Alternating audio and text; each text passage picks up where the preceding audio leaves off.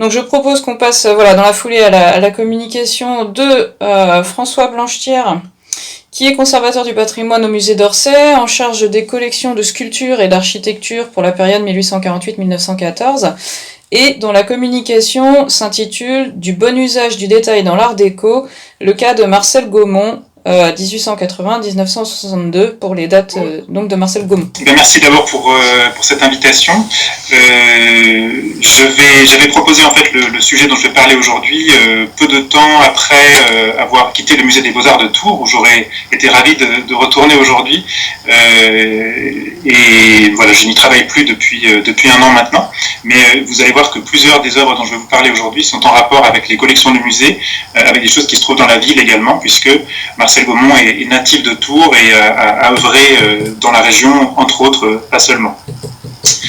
On a décrit depuis ce matin, et puis la fois précédente également, une sorte de grand mouvement de balancier, un mouvement de fond, critiquant le souci maniaque du détail pour mieux promouvoir deux tendances, souvent au choix, puisque les deux sont peu compatibles en fait.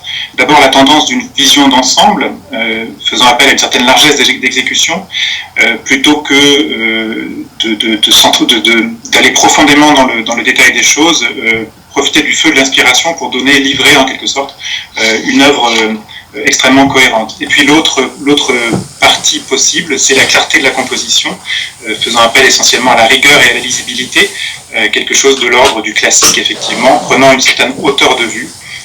Dans un cas, on est plutôt du côté, pour aller très très vite et pour simplifier, de l'impressionnisme. Dans l'autre cas, on est du côté de la synthèse, deux parties qui sont effectivement privilégiées plus on avance dans le 19e siècle. Deux formes de refus, en quelque sorte, du mimétisme, de l'imitation précise de la réalité. En sculpture, on peut considérer que ces deux tendances, qui s'opposent donc au détail, se traduisent d'une part par l'usage d'un modelé particulièrement vigoureux, c'est l'art de la terre, l'art des doigts en quelque sorte, et Rodin effectivement est souvent présenté comme le champion de cette tendance-là. Et puis de l'autre côté, pour reprendre un jeu de mots que Catherine Chuvillot avait osé en titre d'une exposition sur François Pompon, le retour du lisse, on a donc cette tendance à la synthèse, au modelé très tendu, très lisse effectivement, que Mayol exemplifie lui aussi. L'art déco dont je vais parler aujourd'hui est l'un des résultats de cette dernière tendance, encore une fois pour schématiser, puisqu'on a d'autres sources évidemment à ce courant artistique. Je voudrais prendre comme exemple aujourd'hui le cas de Marcel Gaumont, un beau sculpteur, méconnu effectivement, l'un de ces très nombreux sculpteurs en fait, de l'entre-deux-guerres que Pierre Garcia notamment a beaucoup étudié, un sculpteur qu'on pourrait qualifier de moyen si j'ose dire, et c'est pas du tout dépréciatif dans ma bouche, plutôt pour dire par là que c'est un sculpteur très bien formé, comme il y en a beaucoup d'autres, et qui s'est plié à un style formellement très puissant, en tout cas très normatif en quelque sorte, qui fait que sa production, qui à mes yeux est d'une très grande qualité, passe en quelque sorte inaperçue parce qu'elle se noie un petit peu dans un ensemble qui paraît peu diversifié. J'ai déjà eu l'occasion d'attirer l'attention sur quelques œuvres particulièrement intéressantes de cet artiste et j'espère vous donner envie d'aller voir un petit peu plus ce qu'il a été capable de faire.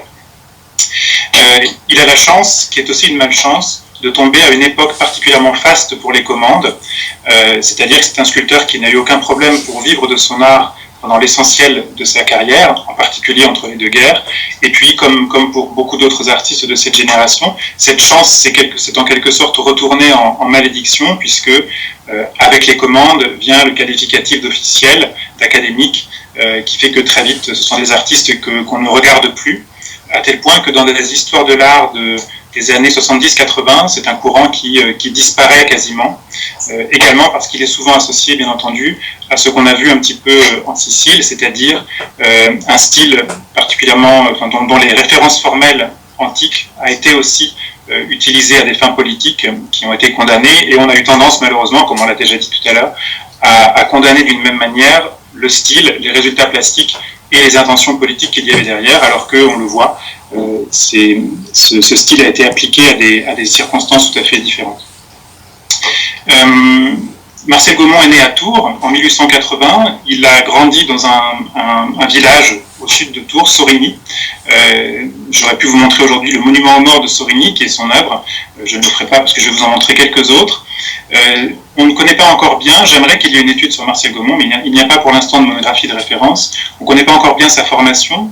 Il est probablement passé par l'école des beaux-arts de Tours, il est peut-être influencé ou cornaqué par François Sicard, le grand sculpteur tourangeau, prix de Rome pardon, j'ai oublié. En tout cas, voilà, François Sicard est l'un des 1898. Martial Gaumont, pour sa part, remporte le prix de Rome en 1908, avec un sujet qui est bien dans la lignée de ces prix de Rome tout à fait classiques, le jeune Sophocle après la bataille de Salamine. On se demande ce qu'on va pouvoir faire en 1908 avec un sujet comme celui-là, quand on veut devenir un sculpteur actif dans la vie de l'époque. Il passe donc 4 ans à Rome, où il poursuit sa formation, et la petite sculpture que je vous montre ici à gauche témoigne d'un goût très précoce pour des formes synthétiques, pour des formes particulièrement lisibles, pour une grande clarté de composition. Ce petit groupe est daté 1912 et est signé de Rome. En fait, c'est certainement une œuvre qu'il fait dans la dernière année où il y séjourne. La version que vous avez là est une édition en porcelaine qui a été faite une quinzaine d'années après, en 1926, par la manufacture de Sèvres.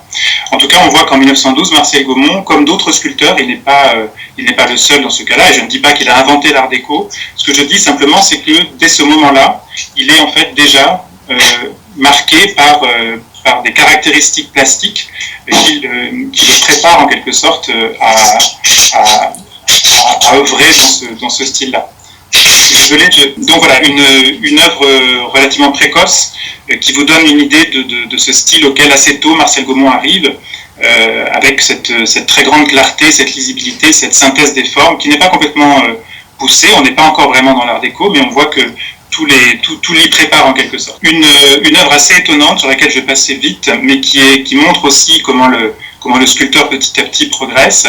C'est un monument aux morts, probablement l'un des tout derniers monuments aux morts de la guerre de 1870. Martial Gaumont en reçoit la commande un peu avant la Première Guerre mondiale. L'inauguration a lieu, je crois, en juillet 1914. Donc on est à la dernière limite avant que la guerre n'éclate. On voit bien que là, il s'inscrit dans un schéma tout à fait traditionnel, un groupe avec une allégorie féminine qui représente la société, peut-être pas la ville, mais en tout cas la population, et puis le soldat qui, lui, est là, vigilant et veille à la défense de la patrie, du sol, etc. Ce qui est intéressant, c'est qu'on voit déjà à quel point Martial Gaumont est capable, dans ce schéma traditionnel, avec cette iconographie traditionnelle, de simplifier, d'exprimer de manière claire, de manière sobre, les sentiments que les personnages sont censés représenter, la détermination, l'attention, la vigueur de la réaction. On est relativement loin déjà de l'esthétique du bouton de guêtre dont on a parlé aujourd'hui. On a quelques détails qui disent le soldat, quelques détails qui disent la figure représentant la ville, mais avec beaucoup de sobriété dans le détail précisément. On passe le moment de la guerre et on en vient à la première grande œuvre que je voudrais commenter auprès de vous, que je voudrais détailler un petit peu.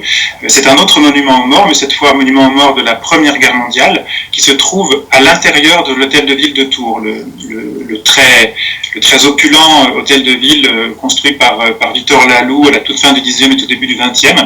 Le monument aux morts de Martial Gaumont vient s'intégrer d'une manière assez habile, mais qui ne lui rend pas forcément justice, à l'intérieur du très grand escalier monumental, escalier vraiment d'honneur, qui mène du rez-de-chaussée jusqu'au premier étage de l'hôtel de ville. Je vous le montre ici, vu depuis le rez-de-chaussée, et vous voyez la structure de cet escalier avec une rampe centrale qui se divise en 2 rampes latérales pour monter à l'étage. Et vous voyez tout de suite le problème, c'est qu'on a du mal à avoir du recul pour le voir complètement. Je vous montre une autre photographie, prise cette fois depuis l'étage, où on le voit entièrement, mais d'une vision surplombante, plongeante, qui ne le met pas forcément en valeur. Donc, une œuvre qui est pourtant, comme vous le voyez, de grande dimension, qui fait plus de 15 mètres de large pour plus de 4 mètres de haut.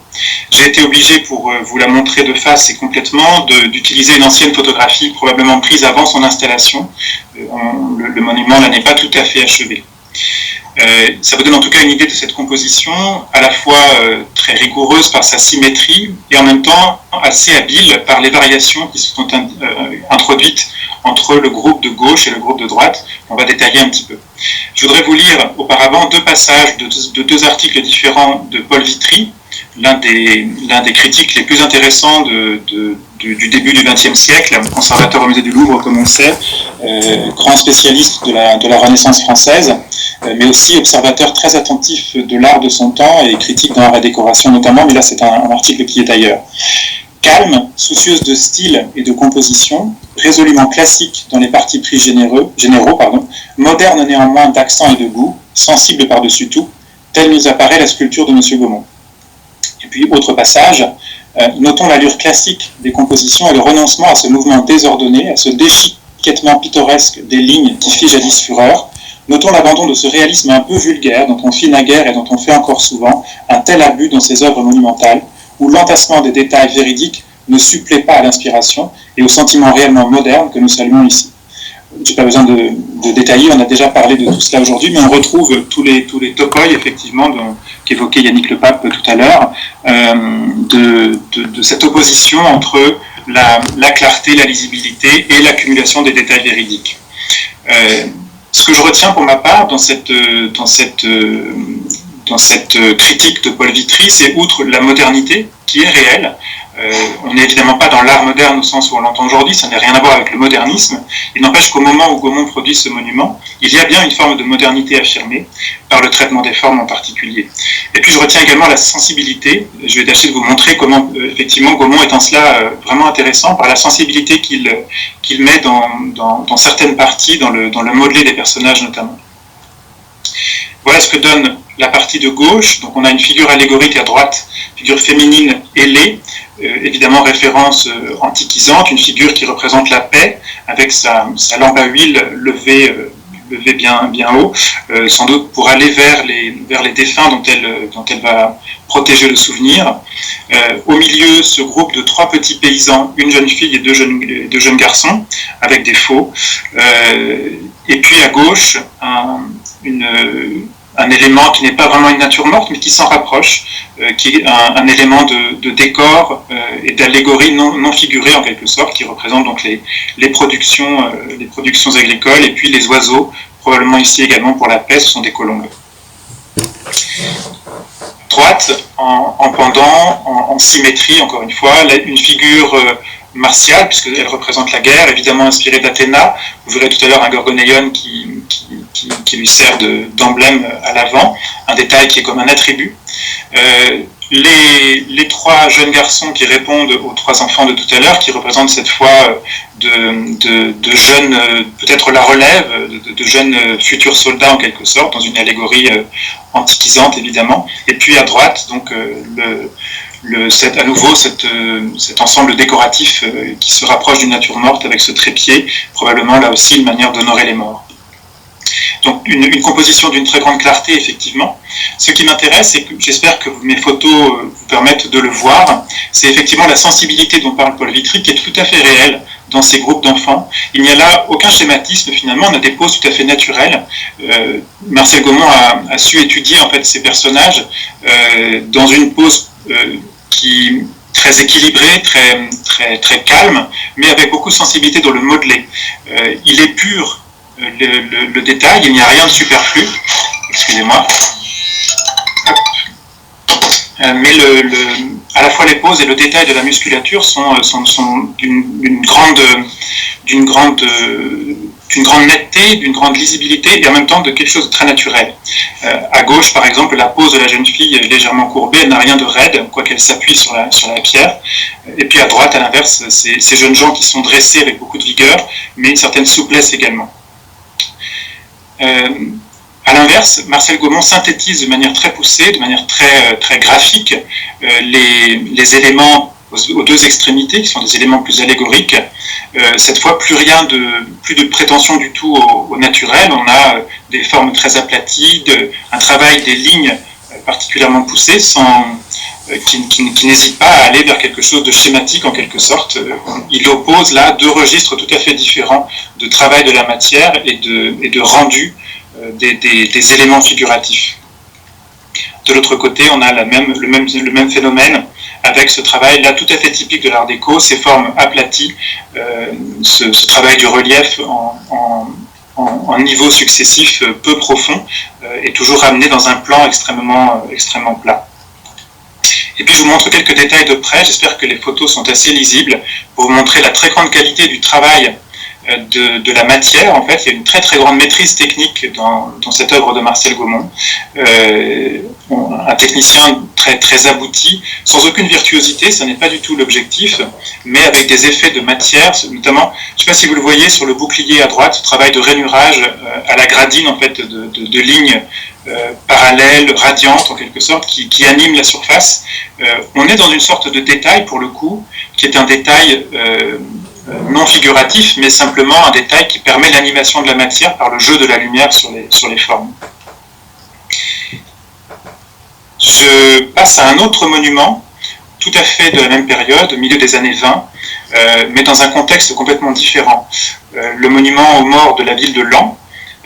Celui de Tours était en intérieur, celui de Laon est en extérieur. Celui de Tours se développait dans une composition en largeur et avec un axe de symétrie très fort. Celui de Laon, à l'inverse, est très vertical, c'est une sorte de grande stèle. Cependant, évidemment, Marcel Gaumont a recours au même vocabulaire.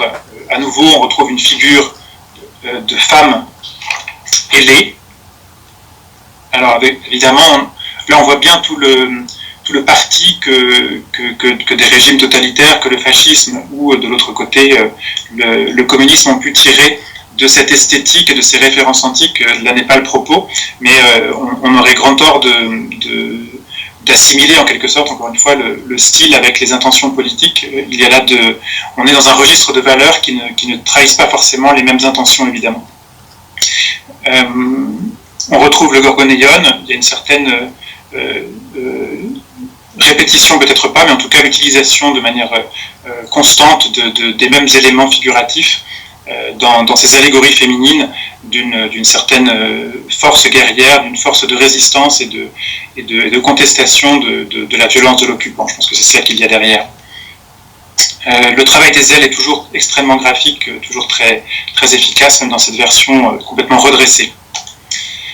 Quand on regarde d'un petit peu plus près, à l'arrière du monument, on a cette inscription assez étonnante, assez inattendue par rapport à l'expression guerrière de la figure féminine à l'avant. La conscience révoltée des peuples condamne à jamais les conflits sanglants. Il ne s'agit pas de faire de ce monument l'un des quelques monuments antimilitaristes ou anti-guerre. On sait il en existe, mais ils sont très peu nombreux. Il n'empêche qu'il y a là une espèce de prise de position, émanant peut-être de la ville, peut-être de l'architecte Charles Abella. En tout cas, c'est une déclaration assez rare et assez ferme pour un monument aux morts qui est souvent plutôt le souvenir glorieux des soldats morts au front. Et puis, quand on regarde sur les côtés, on a des listes de défunts, évidemment, c'est le principe dans ce genre de monument. Ces listes qui s'organisent de haut en bas. Et puis, vous commencez à voir peut-être que ces listes sont parsemées de sortes de vignettes, de petits reliefs en creux, et ce sont ceux-là qui m'ont particulièrement intéressé. Ils viennent s'insérer comme dans une page illustrée de gravures, en quelque sorte. Ça fait penser effectivement à des livres édités à la même période avec ces gravures sur bois, par exemple, au style graphique très linéaire, qui ont été remises en vigueur à la même période dans l'entre-deux-guerres. Alors spécialement pour Aude Nicolas, j'ai placé ici deux détails montrant des insignes militaires, le casque Adrian probablement à gauche et puis à droite, je ne sais pas, un couronnement de hampes de drapeau, je ne sais pas si Aude pourra nous en dire un mot. En tout cas, ce ne sont pas ces détails-là, ces reliefs-là sur lesquels je voulais attirer particulièrement votre attention, mais on voit le très beau travail de relief en creux tout à fait typique de l'esthétique art déco. Ce qui m'intéresse le plus sont ces petits reliefs, donc encore une fois, comme autant de vignettes, que je voudrais vous montrer un peu plus en détail, parce que Je trouve que leur positionnement est assez original, assez particulier. Dans leur fonction, ils sont évidemment très similaires à ces reliefs que de manière traditionnelle, Claire Garcia l'a rappelé tout à l'heure, on trouvait sur le socle, en quelque sorte comme un complément de la grande figure, la figure du grand homme ou la figure allégorique qui constituait l'essentiel du monument. Les reliefs, de manière traditionnelle, placés sur le socle, étaient là pour exemplifier, pour donner quelque chose de plus concret à l'appui de la figure principale. Ici, c'est le même principe, mais ces reliefs sont organisés de manière beaucoup plus libre, parsemés sur les surfaces latérales de cette grande stèle portant les noms. C'est-à-dire que ces images des victimes militaires et civiles de la guerre, vous voyez qu'il y a à droite toute une liste de victimes civiles, puisque c'est une ville qui a connu l'occupation et les bombardements pendant la Première Guerre mondiale. Ces images viennent parsemer la liste des personnes dans un effet visiblement de représentation, d'une interaction en tout cas entre les deux. Je vous les montre dans l'ordre chronologique, puisqu'il semble bien qu'il y en ait un. Si je reprends, on part en haut à gauche, on descend, et puis on repart de l'autre côté, du haut vers le bas. On a une scène de départ, visiblement c'est le fils qui dit adieu à ses parents, dans une iconographie assez classique. Tout ça est traité d'une manière très sobre, pour le coup on est relativement haut, donc les détails sont inutiles, sont superflus, on ne les verrait pas, comme on se contente de 2 ou 3 plans et de grandes formes très géométrisées. À droite en bas on a l'Exode, on devine une femme portant sur son dos un enfant, des bœufs qui traînent probablement un chariot, et puis à l'arrière-plan ce sont sans doute d'autres chariots, on devine une roue en bas à gauche et beaucoup d'affaires entassées au-dessus. Donc les conséquences en quelque sorte de la guerre, cette fois pour les civils, pour la population. À gauche, on a probablement le foyer détruit, quelque chose comme ça. La ville de Lens, je vous l'ai dit, a connu des bombardements. Donc une femme portant un enfant et un baluchon avec quelques affaires. Visiblement, la maison a été détruite, la charpente est en ruine, le mur et le four également. Et puis en bas, à droite, la scène datée du 13 octobre 1918, qui est en fait la libération de la ville de Lens, toujours traitée avec beaucoup de sobriété. Libération par les troupes du général Mangin. La ville aura connu 4 ans d'occupation. À gauche, la population qui exulte, et à droite, le général en majesté sur son cheval. Le dernier relief est sans doute le plus émouvant. Il est traité avec une très grande sobriété. C'est le plus accessible à l'œil et c'est celui finalement qui est le plus directement en relation avec les victimes de la guerre. Ce soldat couché au sol, mort visiblement, comme le suggère également l'épi de blé cassé, ce petit détail qui dit le malheureux fauché parmi sa génération. Et puis ces fleurs, peut-être des coquelicots, là je demanderai votre avis, il y a un petit essai d'iconographie à faire, on a des détails qui sont sans doute parlants. Le coquelicot a été l'une des fleurs emblèmes, notamment pour le Commonwealth, pour les soldats du Commonwealth, emblème des tranchées et des difficultés endurées en fait dans les tranchées pendant la Première Guerre mondiale. Un relief que je trouve particulièrement parlant, exécuté encore une fois avec une très grande sobriété, une très grande clarté, et qui dit très bien ce qu'il a à dire avec quelque chose de touchant sans aucun pathos. Donc vous voyez qu'on n'a ici aucune scène représentant les combats, c'est beaucoup plus le monument d'une ville qui a subi l'occupation, les bombardements. On est beaucoup plus du côté de la population que du côté des combattants. Gaumont a fait beaucoup d'autres monuments aux morts, je ne vais pas vous en montrer pléthore, simplement 2 pour nuancer un petit peu l'image qu'on pourrait en avoir, puisque dans ces 2 monuments-là, on est vraiment du côté du combattant pour le coup. À gauche, on a le monument aux morts de Buzancais dans l'Indre, avec cette arme gigantesque, cette mitrailleuse peut-être, je ne sais pas, là il y aurait encore une fois un travail d'iconographie militaire à faire. Et puis à droite, plus original, le soldat dans sa tranchée, c'est l'attente finalement qui est représentée. C'est une iconographie pour le coup très rare, traitée avec un raccourci assez audacieux. C'est pas le monument le plus réussi, surtout avec ces supports de drapeaux au-dessus qui donnent un peu l'impression d'une antenne de télévision à l'ancienne. En tout cas, voilà, pour vous montrer 2 autres exemples de la bonne vingtaine de monuments aux morts que Marcel Gaumont a produit, pas mal dans la région centre, mais également dans d'autres régions. Je vous en montre un dernier, assez original pour le coup, qui se trouve à Paris. C'est le monument aux morts de l'école centrale des arts et manufactures, son ancien site, puisqu'il est en train d'être désaffecté, en tout cas remplacé par le site d'Orsay, je crois, le groupement avec Supélec. Ce monument aux morts prend la forme d'une sorte d'arc de triomphe. Je vous l'ai montré à gauche, un peu de biais pour que vous voyiez la galerie en fait, qui relie cette arche qui prend sur la rue et qui va vers le bâtiment à l'arrière. Marcel Gaumont est donc le sculpteur, Pierre Le Prince-Ringuet, architecte avec lequel il a beaucoup travaillé. Je ne vais pas commenter la figure féminine qui est au-dessus, elle est dans le goût de ce qu'on a déjà vu. Ce qui m'intéresse là, ce sont les deux grands reliefs qui encadrent le passage, à droite et à gauche.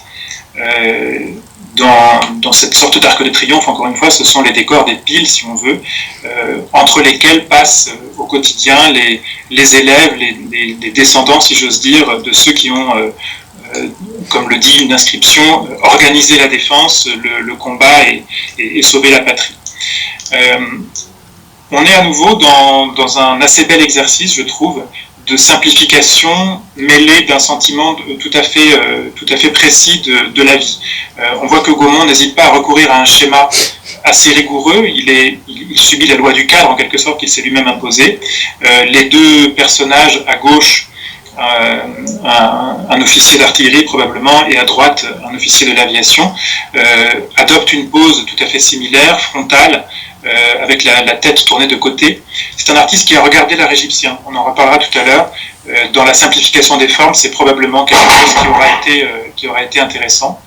Je trouve qu'il traite le costume et donc le corps qui est à l'intérieur avec beaucoup de sensibilité, là encore, notamment à droite, cet effet de bouffant, les plis de l'uniforme, de cette combinaison qui permet de résister au froid pendant le vol, est traité avec beaucoup de finesse, quelque chose de très lisible mais d'assez réaliste. Et puis s'oppose, encore une fois, il joue sur deux registres de modelés tout à fait différents.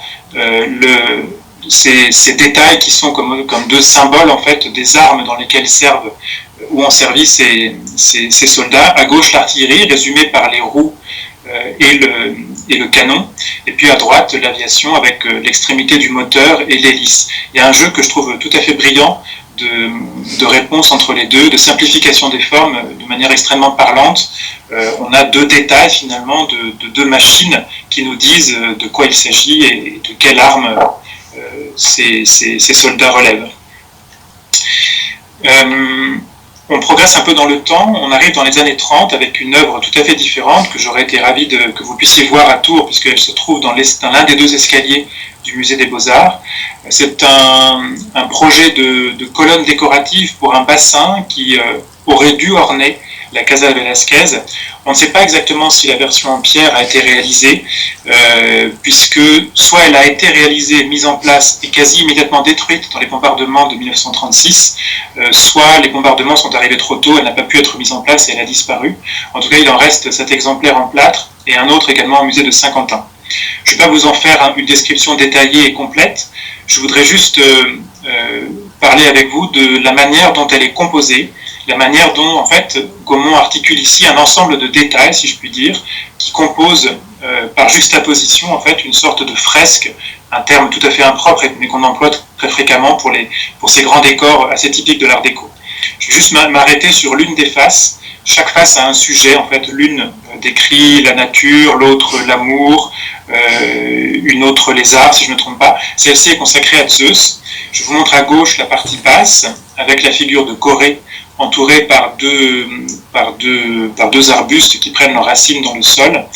Au-dessus, la figure de Leda, avec le cygne qui est un peu coupé par ma photographie.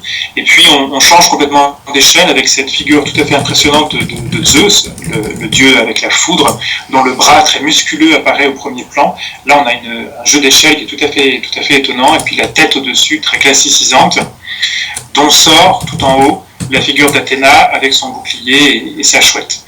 Ce que je trouve tout à fait intéressant, c'est la grande habileté dans l'articulation de ces quatre zones, de ces quatre sujets, qui sont, en termes d'espace, assez similaires. Il n'y a pas de hiérarchisation la dimension de l'espace, il y a une hiérarchisation par l'échelle, et chacun de ces 4 registres est en quelque sorte un détail au sein de la composition, articulé de manière assez plate, assez directe, par juxtaposition de ces motifs en quelque sorte.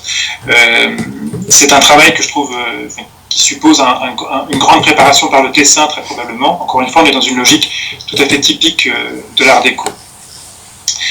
Ce qui fait penser effectivement à l'un des artistes les plus emblématiques de ce courant, Alfred Jagnot. Ici, je vous montre une partie du Palais de Tokyo, en face du musée d'art moderne de la ville de Paris. On est dans la même époque, on est en 1937. Vous avez dans l'axe l'une des deux grandes compositions de Jagnot, l'allégorie des arts et l'allégorie des muses, je crois.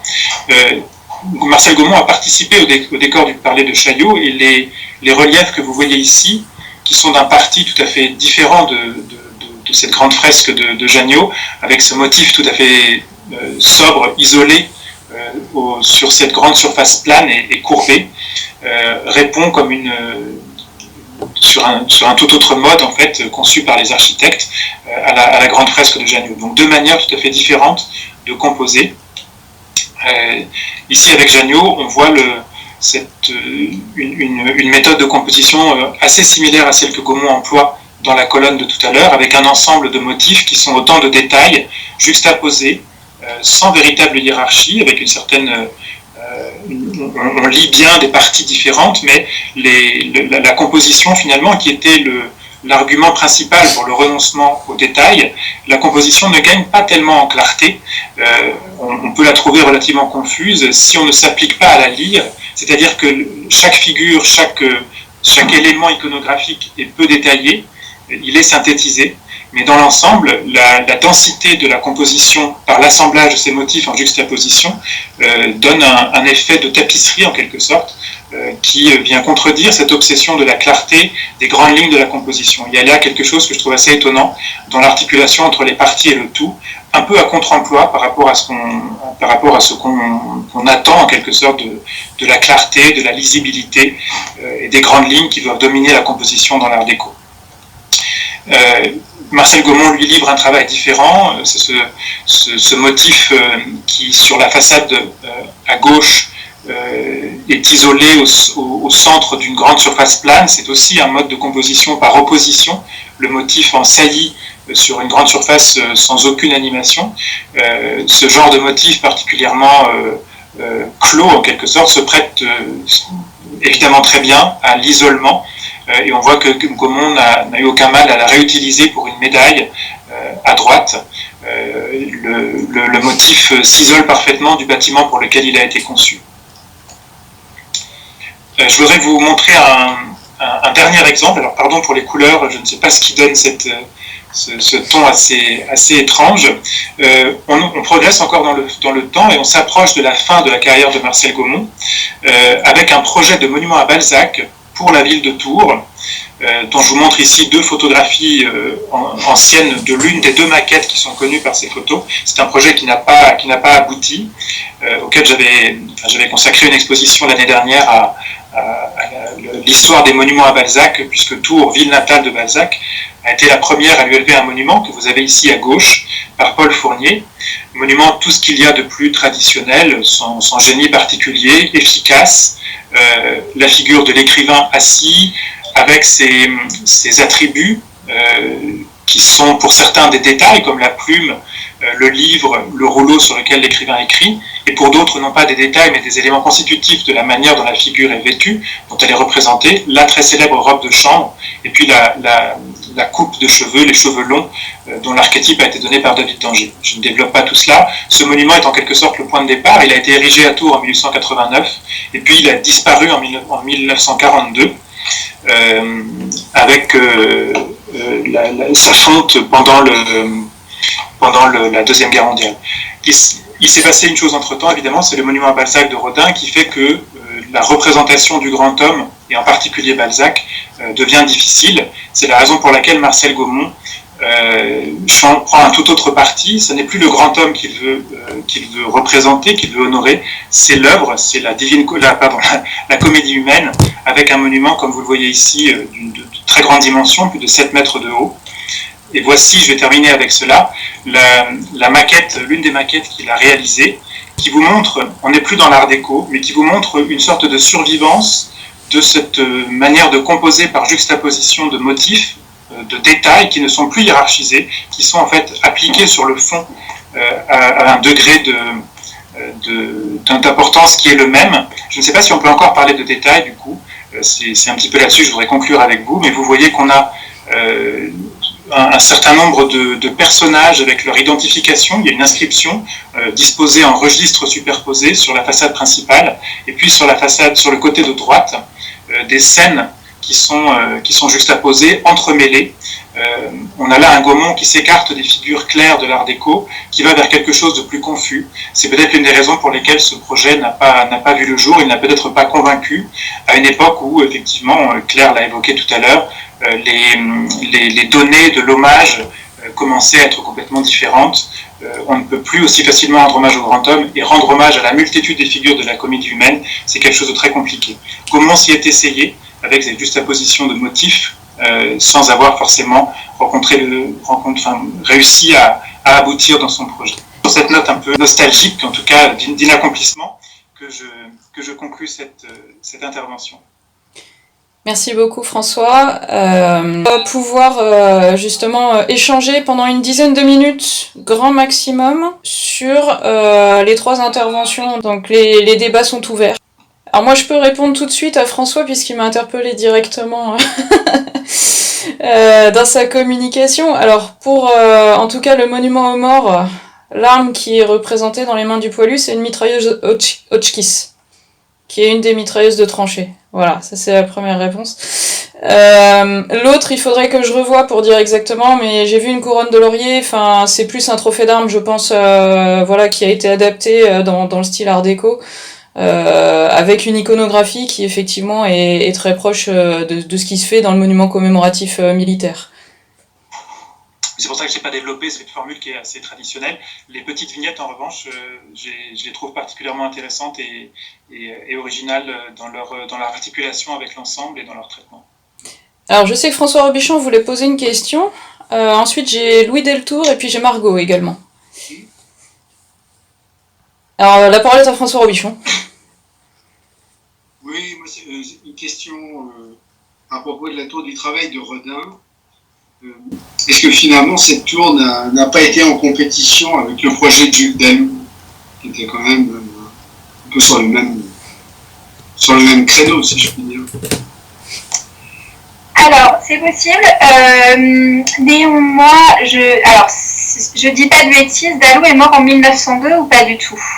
Oui, merci François. Donc, date d'avant 1900. Alors, en fait, effectivement, vous avez raison. Une des raisons peut-être qui fait capoter au départ le projet de Jules Desbois, de voir tout le monde travailler ensemble à ce projet proposé par Armand Daillot, excusez-moi, c'est notamment le refus très net qui est tout de suite opposé par Dalou, qui dit non, moi je participe pas avec vous, j'ai déjà mon projet. Et on le voit dans un article, une interview qui est réalisée par Philippe Dubois, journaliste à l'Aurore, et qui va voir comme ça les différents sculpteurs qui sont pressentis pour ce projet. Et dans un même article, il va interroger d'abord Dalou et ensuite Rodin. Donc Dalou dit non, ce sera sans moi. Rodin dit mais oui, c'est génial. Pardon, je simplifie le propos, mais je suis pas totalement sûre qu'il y ait eu concurrence. Alors, ils auraient pu travailler ensemble, ils ne l'ont pas fait puisque Dalou avait son propre projet. Et en même temps, comme je vous le disais, c'est vraiment après 1906, je crois, que ce monument aurait pu aboutir. Dalou est déjà décédé. Et du coup, son monument à lui, qui est fondamentalement un monument aux ouvriers, ne verra pas le jour. Donc, peut-être d'un côté, et en tout cas, ce qui est sûr, c'est qu'il y a peut-être une forme de, je sais pas, de concurrence ou en tout cas d'antinomie entre ces différents monuments, et que clairement, le monument de Rodin n'a pas du tout le même parti que que ce qu'avait prévu Dalou ou ce qu'avait prévu Meunier dans l'attention vraiment portée au travail et notamment du travail populaire. Voilà. Je ne sais pas si je réponds exactement à votre question.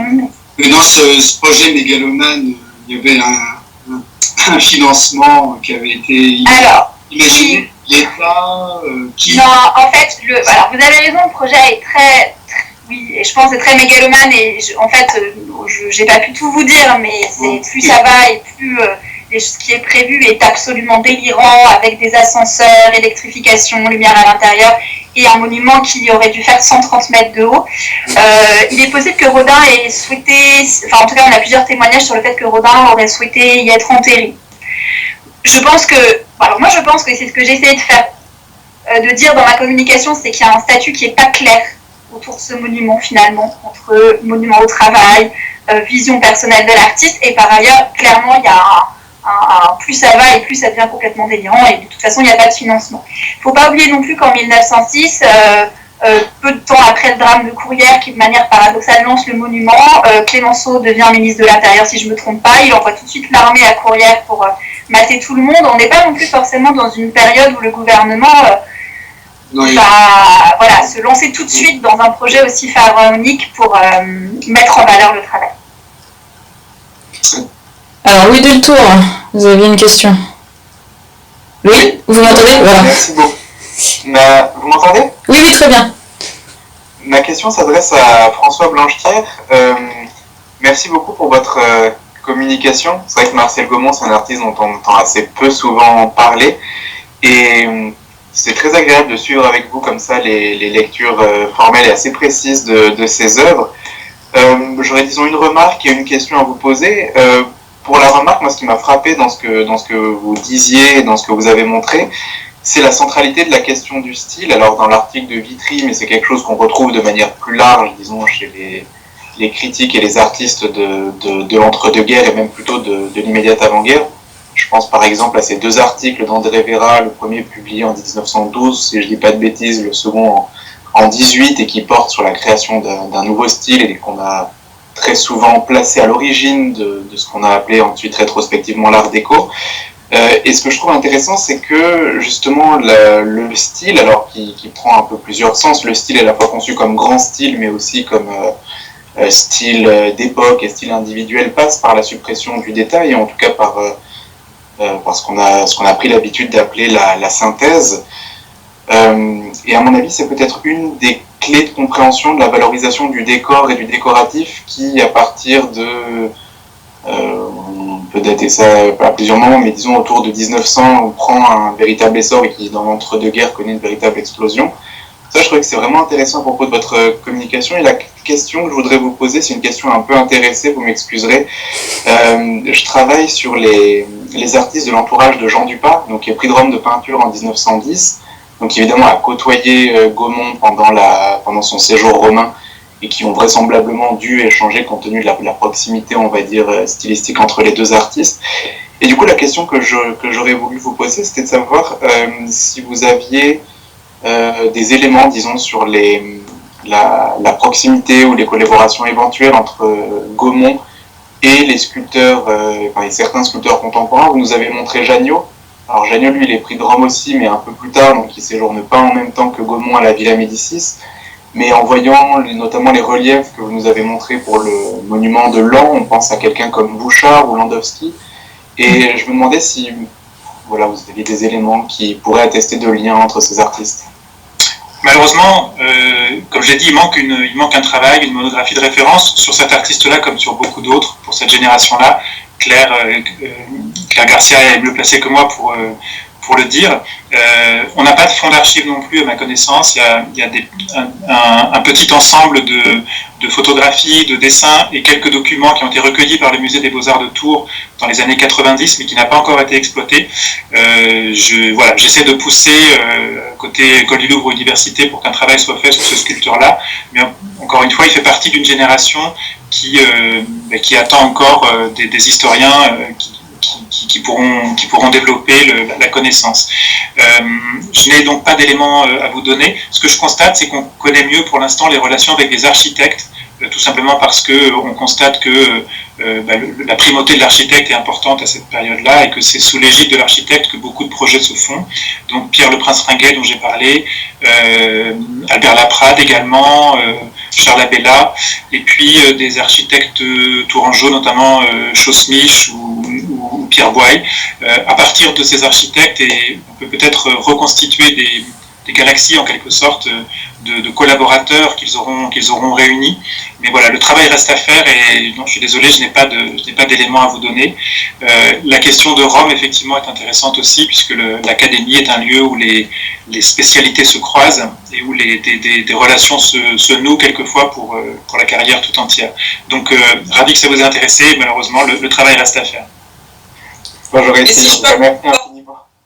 Si je peux apporter juste une précision, Louis est modeste, mais François, il y aura sûrement un ouvrage, on vient juste de le savoir, qui va bientôt sortir, auquel on a participé tous les deux, qui s'appelle Tradition révolutionnaire, et qui est justement sur la question du figuratif, au temps de l'art déco. Donc toutes les questions que vous avez soulevées trouvent évidemment avec Gaumont des échos, et là ça va sortir incessamment sous peu. Donc ça devrait vous intéresser si vous voulez poursuivre là-dedans. Ravi, merci. Alors, il reste deux dernières questions. Donc j'ai Margot et Chloé. Donc Margot, je te laisse y aller. Puis ensuite nous, Margot et moi, on conclura en fait ces 2 journées. Oui, c'était pas une question, une remarque pour François. Merci pour ta communication. J'ai trouvé ça vraiment passionnant, et j'ai aussi été intéressée par cet ensemble de petits bas-reliefs avec du texte dans ce monument aux morts, qui est vraiment un exemple intéressant sur un monument aux morts de ce que Michael Nerlich appelait un iconotexte, c'est-à-dire ce dialogue entre l'image et le texte, où en fait cette coexistence forme une entité en soi, ça forme un nouveau médium en soi.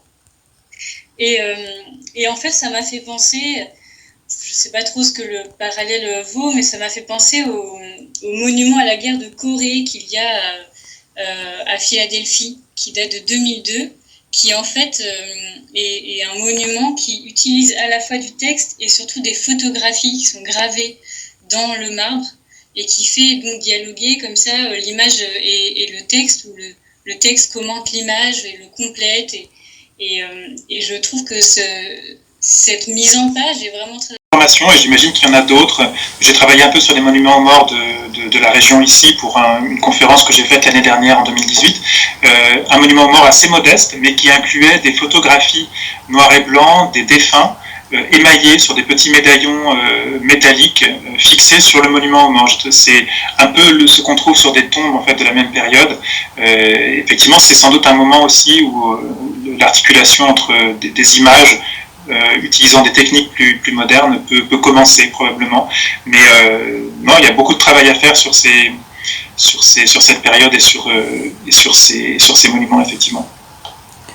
Chloé, c'est à vous. Oui, alors moi aussi c'était une remarque, une question pour François.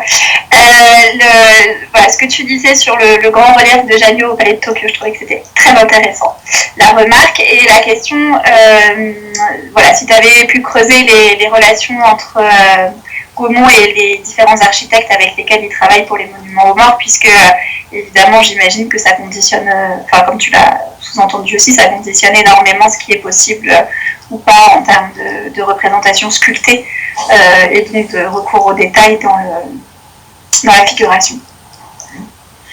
Non, c'est certain, il y a la question du commanditaire également, mais là on est dans des questions assez traditionnelles d'étude des conditions de la genèse de l'œuvre. Le sculpteur apporte indéniablement son style, sa capacité à traiter les images et les formes. Ce n'est pas lui qui apporte probablement le sujet.